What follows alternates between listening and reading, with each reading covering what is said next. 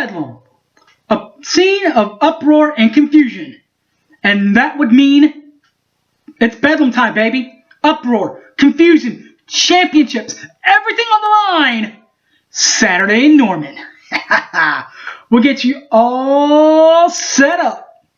Who's going to be at the game? Plus, there's a big who that's going to be at this game, baby. Pre-game.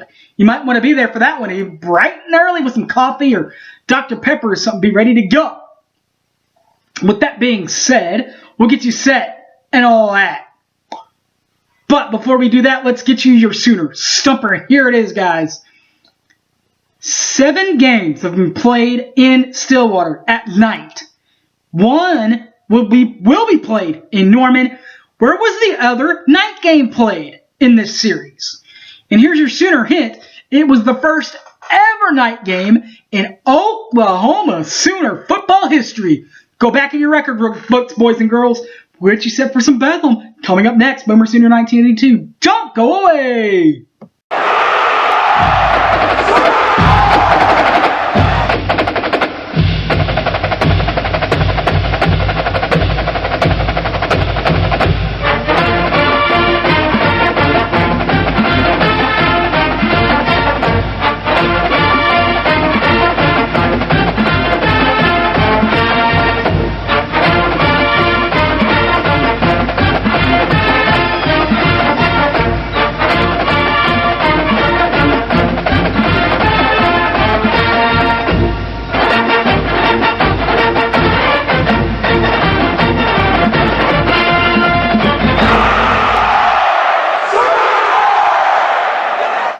Welcome back to the show, everybody. My name's Harry James. Bedlam, Bedlam, Bedlam. Night Bedlam. Which brings you to the Sooner Stumper. All these games being played in Stillwater. When was the last time they played outside of Stillwater? Which, by the way, was not Norman. By the way, if you didn't know that. That's this year in Norman. First time ever in Norman for a night game. The first ever night game in Sooner history was played at Taft Stadium, home of the now Oklahoma City Energy. That game was Bedlam also. That was the first game Oklahoma won that game back in 1943. Oklahoma and the Sooners won it 22-13. Of course, that is all history. And speaking of history, Oklahoma owns the series between the Cowboys and the Sooners, 89-18-7. That's 114 games overall, and is an 81% winning clip. Games played in Norman. What about 42-9-2 in 43 games? That also an 81% winning clip. The last win for the Cowboys in this series was actually one of the 18 losses. It came to Tyreek Hill. Remember that one? In 2014? The repunt? That's right, they repunted it. Tied up the ball game at 35, and then Oklahoma State won it in overtime, 38-35. The last win for the Sooners in this rivalry, 2019, last season, when they won in Stillwater, 34-16. All right, guys, bring out those little red alarms that are usually brought out. Sound the alarm that Toby and them used to have for me when they had me on. Special announcement here. College game day. That's Chris Fowler. That's the former Ohio State Buckeye. Kirk Herbstreit, the former Michigan Wolverine. Desmond Howard. And Georgia Bulldog David Pollock will be in Norman for game day. ESPN College game day, by the way. Fellow game dayer, host, analyst, however you want to call it, Lee Corso, however, will not be in Norman. He'll do his picks from his house somewhere down in Florida. I believe it's in the Orlando area, if I'm not mistaken. But do remember, there will be no fans allowed at this particular game day in Norman for ESPN you'll have to watch it or be there virtually. I'm on the list, by the way. I signed up to be on there virtually. I haven't gotten the callback yet, but I am hopeful. So, other pregame festivities after the game day crew, you could stay downtown, go grab you some food at O'Connell's.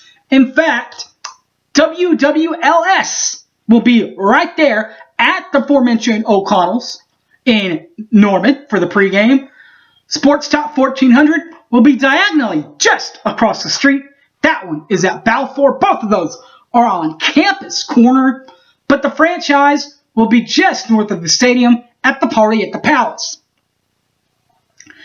Before the Party at the Palace, that's Chris Plank, Gabe Eichard, and those guys will come to you live from the pregame show from the Palace at Party at the Palace. I believe an hour and a half to 2 hours before game time, which is 6:30 p.m. on ABC. All right. If you don't want to listen to Chris and Kirk, you can listen to the radio broadcast, which I strongly encourage you to do. I love these guys. Toby Rowland, the play-by-play man, also calls baseball and basketball for the Sooners. You can also hear Monday through Friday, 6 to 9, Monday through Friday, T-Row in the Morning Show.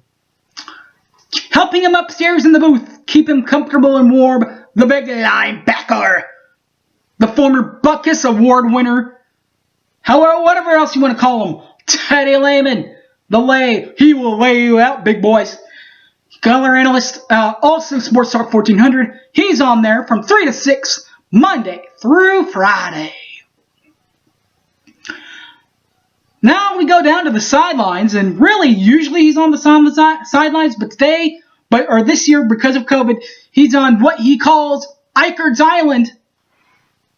Nobody else is around him, man. He's socially distancing himself in Oklahoma Memorial Stadium because of the COVID, and that's Gabe Eichard, where you can hear his witty tidbits. You can also hear his witty tidbits Monday through Friday, 3 to 5, on Sirius XM Channel 375. That's the Big 12 Today Radio Network. Also on the Big 12 Today Radio Network, Chris Plank. Big 12 Today, Sirius XM Channel 375, 3 to 5 for Chris. Joining Gabe. Also has his own show by himself from 9 to 11 on the aforementioned Sports Talk 1400. And weekends. He's pretty busy on the weekends, too, from 10 p.m. to 1 a.m. He goes Fox Sports Radio, national radio. Not just Oklahoma, guys, all over the nation. That's it for the radio broadcast. So now let's cover the Sooners, who are led by Lincoln Riley, the former Texas Tech Red Raider. 41-8 in Norman in 49 games. That's an 83% winning clip. And 28-5 in 33 games. That is an 80% winning clip. 3-0 in Big 12 Conference Championship game appearances. And 0-3 in bowl games. But that's all college football playoff bowl games. Conference championship history. Let's break through these real quick. Divisional championships first. There's 8 of these. 2000, 02, 03, 04, 06, 07, 08, and 2010. Also qualified for the championship game, the revamped championship game, the last 4 years, 17, 18, last 3 years, 17, 18, and 19. Trying to get that 20. Trying to get get it on that pinky. A good chance to do that this year. Still. Championships overall, just regular titles. Big 12 championships, 12. Regular 2000, 02, 04, 06, 07, 07, 08, 10, 15, or 10, 12, 15, 16, 17, 18, and 19. 2019's was a 12-2 overall record, 8-1 in conference play. They beat Baylor twice, first in the regular season, tying with Baylor 8-1. Then Oklahoma qualified as the home team for the Big 12 Championships in Arlington. Dallas Cowboys Stadium took care of them in that one too by a touchdown, 30-23, earning them the right to play in the Peach Bowl, where they lost to LSU in the Peach Bowl 63-28. 2019 guys, 5-2, 4-2 in Big 12 play. First win of the season came against Missouri State, 43-0 in the non-con. Then came the two-game slide, losing to Kansas State 38-35 and at Iowa State 37-30. After that, they took the bye week and got right back on track, helped back Texas 53-45 in not one, not two, not three, but 4 quadruple overtimes, but got the win anyways. Then helped back TCU 33-14, got the win there. Got the win in Lubbock. Also, by the way, Teddy got flashed in that one. 63-28 victory there. And then last week, the first week back in Norman, Military Appreciation Day, homecoming, and it wasn't a great homecoming for Les Miles. Came back to Oklahoma and got punked. 62-9, big time victory there for the Sooners. Offensively, let's break down the offense first. Oklahoma averages 46.1 points per ball game for the Sooners. Also, 515.0 yards per ball game. Defensively, points allowed 24.4 and yards allowed 338.1. And the Cowboys of Oklahoma State, the orange and black, the other Oklahoma team, held in check by Mike Gundy, coaching at his alma mater. Started way back 2005 and still there presently. Overall, that is 199 games. This is game number 200 for him that he's about to play in on Saturday. In the other 199 games, get this, guys, 134-65. That is a 67% winning clip. In conference play, 134 games with a 81-53 record. That's a 60% winning clip. And in bowl games, just about the same. 9-5, 14 games. In 14 games has a 9-5 record, which is 6-4 overall. Big 12 Conference Championship appearances, 0-0. One title. Got that one back in 2012. Or 2013, one of the two. I believe it was 13. We won it in 12. Yeah, that was 13. We won it in 12. They did tie for a division title in 2010, but Oklahoma won the outright title that year in 2010 and played Nebraska in the Big 12 Championships. 2019, 8-5, 5-4 in Big 12 play, tying themselves with Oklahoma State, that's themselves I guess, Kansas State, and Iowa State and Texas. All 4 of those teams finished with a 3-6 Big 12 record.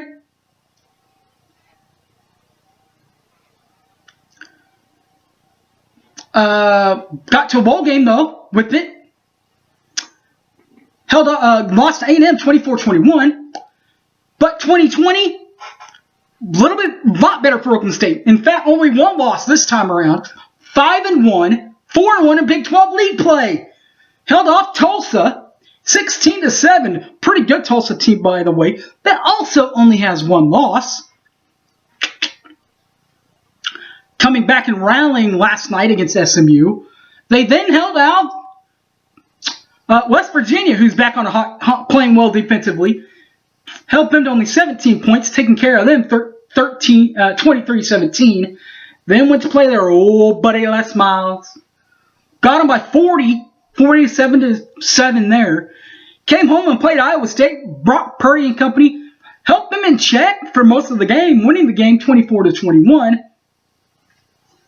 Before having that lone loss of the season. Lost it in overtime to the other rival, Texas. And Sam Ehlinger lost it 41-34.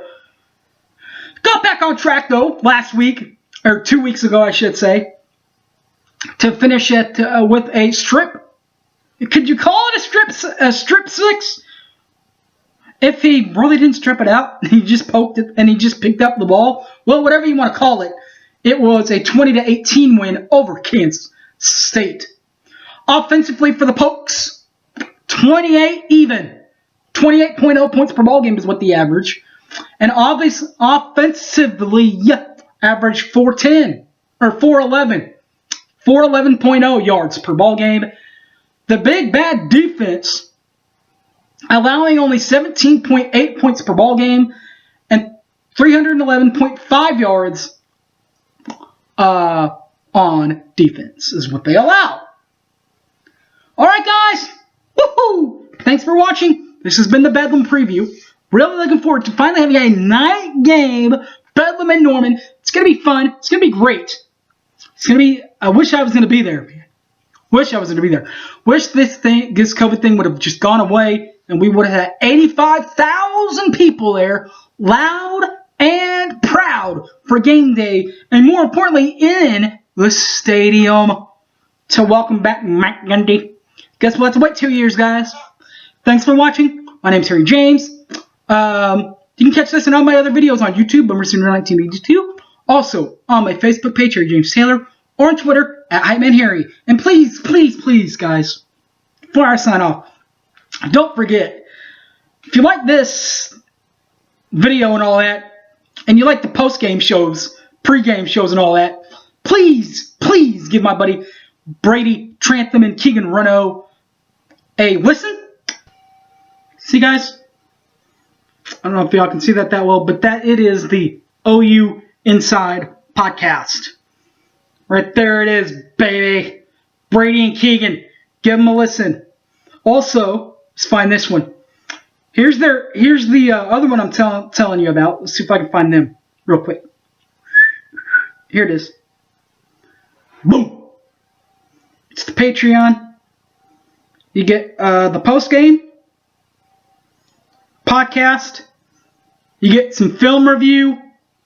And then the one-on-one internet, the one-on-one.